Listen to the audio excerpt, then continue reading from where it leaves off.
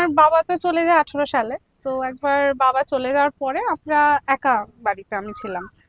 আর তখন না এই প্রায় না খুব ডিস্টার্ব স্লিপ হতো একটা মানে বাবার সাথে যেহেতু খুব ক্লোজলি কানেক্টেড ছিলাম, একটা যাই হোক একটা সবাই জানে জায়গাটা চলে গেলে, তো সেটা ওই সময় খুব ডিস্টার্ব স্লিপ হতো। এমনি জেনারেলি এখনো যেমনি ঘুমালে সকালবেলা উঠি, মানে মাঝখানে কোনো ওঠারই নেই।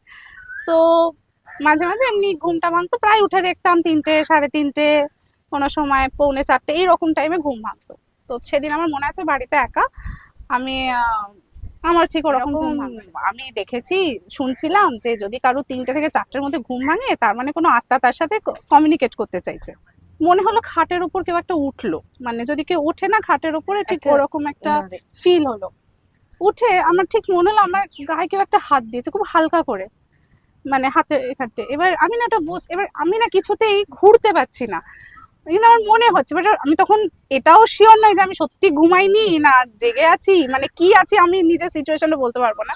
কিন্তু আমার মনে হচ্ছে যেন আমার কেউ একটা টাচ করেছে। করতে অনেকক্ষণ বেশ কিছুক্ষণ চেষ্টা করার পর আমি ঘুরলাম, ঘুরে বললাম বাবা এসেছো, এই একটা কথা আমার মুখ থেকে বেরিয়েছে।